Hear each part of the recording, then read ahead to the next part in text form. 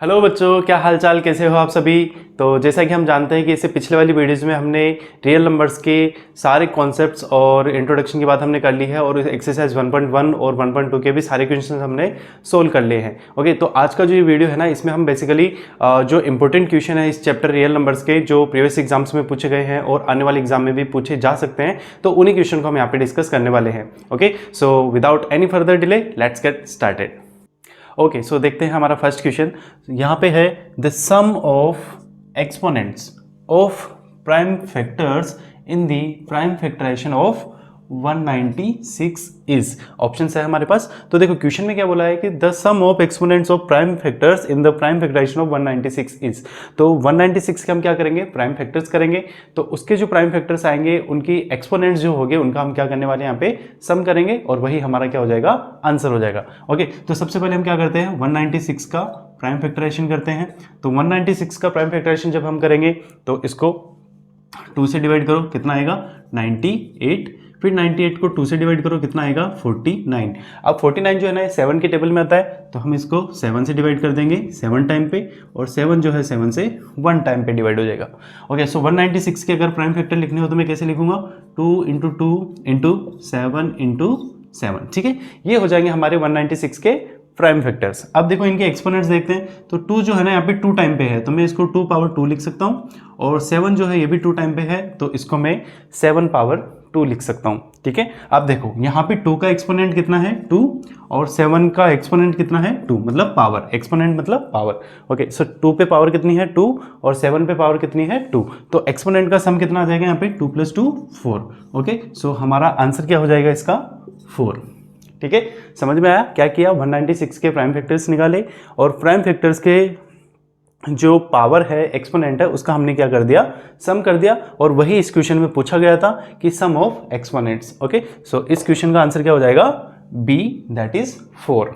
Okay, next question देखते हैं। तो देखो नेक्स्ट क्वेश्चन में हमें बोला गया है the total number of factors of A prime number is. तो देखो एक प्राइम नंबर के टोटल नंबर ऑफ फैक्टर्स जो होते हैं वो पूछे गए।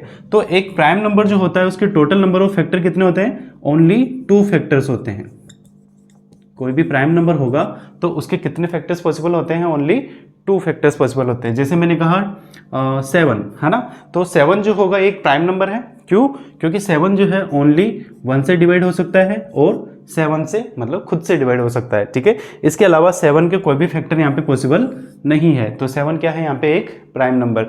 तो कोई भी नंबर जो प्राइम होगा उसके मैक्सिमम कितने फैक्टर्स पॉसिबल होंगे, ओनली 2 फैक्टर्स पॉसिबल होंगे। तो इस क्वेश्चन का हमारा आंसर क्या हो जाएगा, सी, दैट इज 2। ओके, तो ये क्वेश्चन पिछले एग्जाम्स में पूछे गए हैं और आने वाले एग्जाम के हिसाब से भी काफ़ी ज़्यादा इंपॉर्टेंट है, तो इन क्वेश्चन को अच्छे से करके जाना। ओके, सो नेक्स्ट क्वेश्चन देखते हैं। चलो देखो नेक्स्ट हमारा जो क्वेश्चन है ना वो है the LCM of smallest 2 digit composite number and smallest composite number is. तो देखो एक तो यहाँ पे हमने बात की है स्मॉलेस्ट 2 डिजिट कंपोजिट नंबर की, और एक बात की है स्मॉलेस्ट कंपोजिट नंबर की। तो देखो यहाँ पे पहले समझते हैं कि कंपोजिट नंबर क्या चीज़ होती है। तो कंपोजिट नंबर मतलब क्या, ऐसा नंबर जिसके मोर देन 2 फैक्टर्स पॉसिबल होते हैं। जैसे मैंने कहा मान लो 6 है ना, तो 6 के 2 फैक्टर्स पॉसिबल है क्या, हाँ 1 से डिवाइड हो जाएगा, 2 से डिवाइड हो जाएगा, इसके अलावा ये 3 से डिवाइड हो जाएगा और 6 से भी डिवाइड हो जाएगा। ओके, तो 6 के कितने फैक्टर्स हो गए, 4 फैक्टर्स पॉसिबल है कि मतलब ये 1 से डिवाइड होता है, 2 से होता है, 3 से होता है और 6 से होता है। ओके, तो जो 6 है ये हमारा क्या हो जाएगा, एक कंपोजिट नंबर हो जाएगा। तो ऐसा कोई सा भी नंबर जिसके मोर देन 2 फैक्टर्स पॉसिबल होते हैं, मतलब 1 के अलावा और खुद के अलावा फैक्टर्स पॉसिबल होते हैं, तो ऐसे नंबर को हम क्या बोलते हैं, कंपोजिट नंबर। ओके, तो देखो यहाँ पे हमने बोला है कि स्मॉलेस्ट 2 डिजिट कंपोजिट नंबर। तो 2 डिजिट का सबसे स्मॉलेस्ट नंबर कौन सा होता है, कंपोजिट नंबर, वो होता है 10। ओके, और स्मॉलेस्ट कंपोजिट नंबर जो होता है वो होता है 4। ओके, सो देखो smallest 2 digit composite number is 10। अब 10 के अगर हम प्राइम फैक्टर करेंगे तो क्या आता है 2 × 5, और 4 जो है ये स्मॉलेस्ट कंपोजिट नंबर है, इसके प्राइम फैक्टर करेंगे तो कितना आएगा 2 × 2। ओके, अब देखो हमें क्या पूछा गया है, एलसीएम। क्या पूछा गया है, एलसीएम। इन दोनों का एलसीएम हमें निकालना है। तो क्या एलसीएम हम निकाल सकते हैं क्या, एलसीएम ऑफ 10 and 4, तो देखो एलसीएम के लिए हम क्या करते हैं, जो कॉमन फैक्टर्स होते हैं उनको लिखते हैं और जो कॉमन फैक्टर्स नहीं होते हैं उनको भी हम लिखते हैं। तो देखो 2 यहाँ पे है तो 2 हम लिखेंगे, 5 यहाँ पे है तो इसको हम लिखेंगे, 2 यहाँ पे है तो इस 2 को भी हम लिखेंगे। ओके, तो अगर इसको मल्टीप्लाई करोगे तो कितना आ जाएगा 20। ओके, सो इनका LCM smallest 2 digit composite number and smallest composite number that is 10 and 4 और इनका एलसीएम कितना आ जाएगा 20। सो हमारा ऑप्शन नंबर सी जो है वो यहाँ पे करेक्ट हो जाएगा।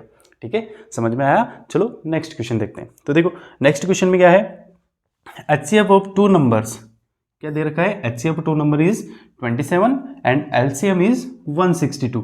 If one of the number is 54 then find the second number या अदर नंबर। ओके, तो देखो जब हमने कॉन्सेप्ट्स की बात की थी तो एक फॉर्मूला हमने देखा था, LCM into HCF equals to A into B।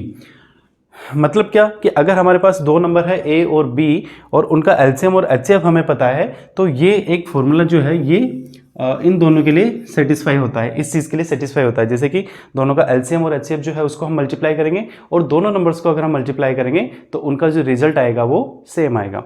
ठीक है, तो इस फॉर्मूले में हम क्या करेंगे, इन वैल्यूज को पुट करेंगे। तो LCM कितना दे रखा है देखो 162 और HCF कितना दे रखा है 27। ओके, और फर्स्ट नंबर जो है वो 54 है, सेकंड नंबर जो है उसको आप B कंसिडर कर लो और इसी की वैल्यू हमें यहाँ पे फाइंड आउट करनी है। तो B इक्वल्स टू कितना आ जाएगा, देखो यहाँ पे क्रॉस मल्टीप्लाई कर लो, 162 इंटू 27 अपॉन 54। ओके, तो 27 से 54 2 टाइम पे और 2 से 162 81 टाइम पे। ओके, तो इसका आंसर क्या आ जाएगा 81 की, मतलब सेकंड जो नंबर है वो क्या आ गया यहाँ पे 81। ओके, ये वाला फॉर्मूला हमने कॉन्सेप्ट में पढ़ा था, उसमें हमने अच्छे से समझा था। ठीक है, तो आई होप ये क्वेश्चन समझ में आ गए होंगे। चलो नेक्स्ट क्वेश्चन देखते हैं। सो हमारा नेक्स्ट क्वेश्चन यहाँ पे बनने वाला है, if two positive integers a and b are written as a x cube y square and b x y cube, then हमें क्या करना है, यहाँ पे a and b का HCF जो है वो हमें बताना है। ध्यान में रखना है कि x और y जो है हमारे क्या है, प्राइम नंबर्स है।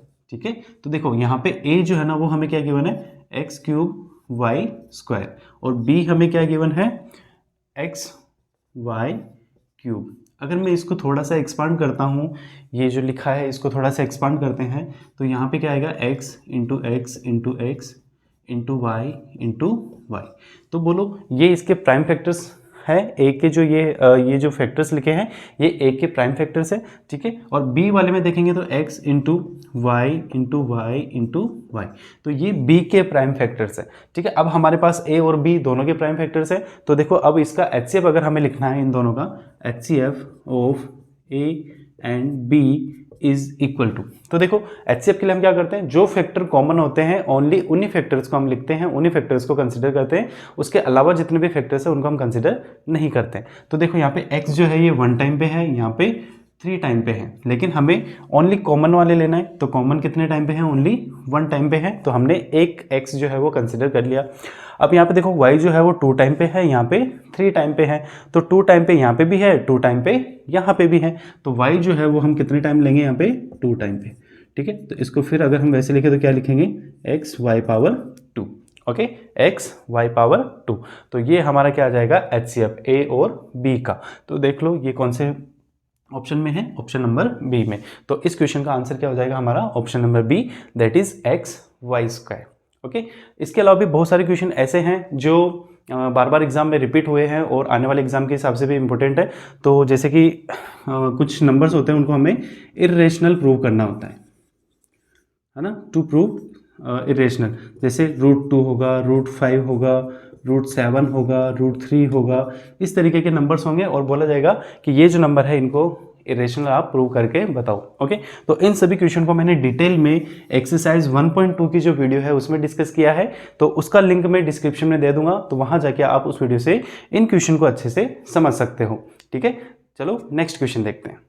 ओके, सो हमारा नेक्स्ट क्वेश्चन है, prove that 2 + √3/5 is an irrational number given that √3 is irrational। Okay तो देखो यहाँ पे ये वाला जो कॉन्सेप्ट है ना, ये भी हमने जो बेसिक कॉन्सेप्ट थे और एक्सरसाइज 1.2 उसमें 1.2 जो थी उसमें हमने डिस्कस किया था। ओके अब इस वाले क्वेश्चन में देखो हम करते क्या थे, इसमें कॉन्ट्राडिक्शन वाले मेथड का हम यूज़ करते थे। मतलब कि जैसे ये जो नंबर है इसको हमें इरेशनल प्रूव करना है, तो हम कंसिडर करते थे कि ये इरेशनल नहीं है, ये क्या है, एक रेशनल नंबर है। ठीक है, सो वही चीज़ हम यहाँ पे करेंगे। कैसे, let us assume that 2 plus under root 3 upon 5 is a rational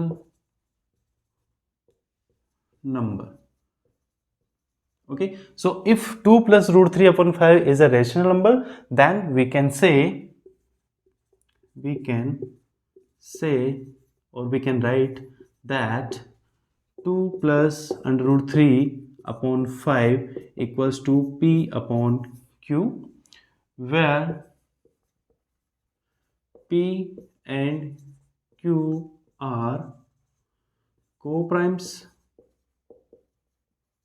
and Q should not be equal to 0. Okay तो हमने बोला कि 2 प्लस रूट 3 अपॉन 5 जो है एक रेशनल नंबर है, और ये रेशनल नंबर होगा तो उसकी डेफिनेशन से हम ये चीज़ लिख सकते हैं 2 plus root 3 upon 5 equals to P upon Q, where P and Q are the coprimes and Q is not equals to 0। Okay तो देखो अब ये हमने लिखा है, इसके बाद हम इसको थोड़ा सा बैलेंस कर लेते हैं। तो हमने इसको बोला 2 plus under root 3 equals to 5p upon q. बोलो समझ में आया? इस 5 को मैंने यहाँ पे क्रॉस मल्टीप्लाई कर दिया।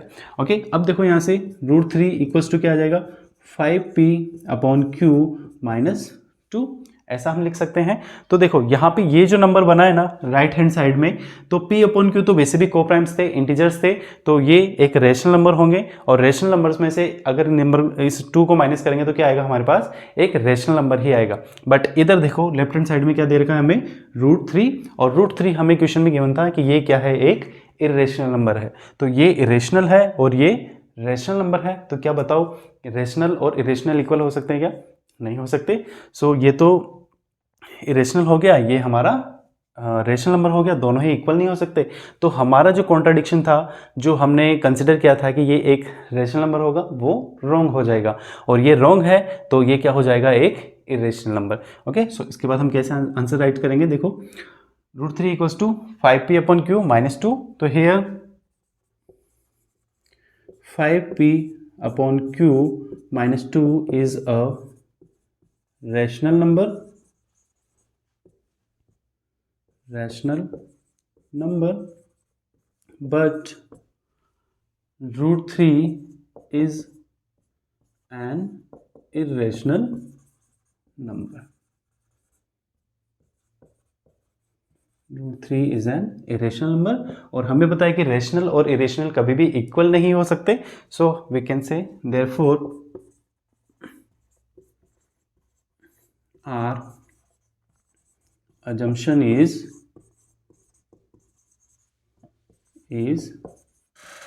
wrong। ओके हमारा assumption क्या हो जाएगा इस कंडीशन में, wrong हो जाएगा। hence 2 plus under root 3 upon 5 is an irrational number। Okay 2 plus under root 3 upon 5 is an irrational number. तो इस तरीके से कॉन्ट्राडिक्शन मेथड को फॉलो करते हुए हमें क्या करना है, जो नंबर हमें गिवन होगा उसको इरेशनल प्रूव करना है। ओके ऐसे ही सिमिलर क्वेश्चन और होते हैं जो देखो मैंने एक्सरसाइज 1.2 वाली वीडियो में डिस्कस किए थे, वो यहाँ पे बताता हूँ। देखो कैसे, जैसे 2 plus under root 3 is an irrational number, इसको हमें प्रूव करना था कि ये इरेशनल होता है या नहीं होता है। और 2 प्लस 5 अंडर रूट 3 ऐसे नंबर भी हो सकते हैं, 2 माइनस 5 अंडर रूट 3 ऐसे क्वेश्चन भी हो सकते हैं। तो ये सभी क्वेश्चन मैंने एक्सरसाइज 1.2 वाले वीडियो में डिस्कस किए थे, तो उसका लिंक मैंने डिस्क्रिप्शन में दिया है, तो वहाँ जाके इन क्वेश्चन को भी आप अच्छे से समझ सकते हो। ठीक है, तो ये रहे हमारे सारे इंपॉर्टेंट क्वेश्चन एक्सरसाइज 1.1 1.2, मतलब कुल मिला के चैप्टर रियल नंबर के सारे इंपॉर्टेंट क्वेश्चन हमने यहाँ पे डिस्कस कर लिए। ये क्वेश्चन आपके जो प्रीवियस एग्जाम थे उनमें पूछे गए हैं और आने वाले एग्जाम के हिसाब से भी काफ़ी ज़्यादा इंपॉर्टेंट है। तो एक बार एग्जाम में जाने से पहले इन सारे क्वेश्चन को अच्छे से करके जाना, समझ के जाना, 100% तुम्हें इसका फ़ायदा मिलेगा और इन्हीं में से कोई क्वेश्चन जो है तुम्हारे एग्जाम में ज़रूर आएगा। ठीक है, तो आज के लिए बस इतना ही। मिलते हैं नेक्स्ट वीडियो में, जहाँ पे हम कुछ और नए कॉन्सेप्ट, नए क्वेश्चंस के बारे में डिस्कस करेंगे। तब तक के लिए मस्त रहो, खुश रहो and stay connected with top board academy. Thank you.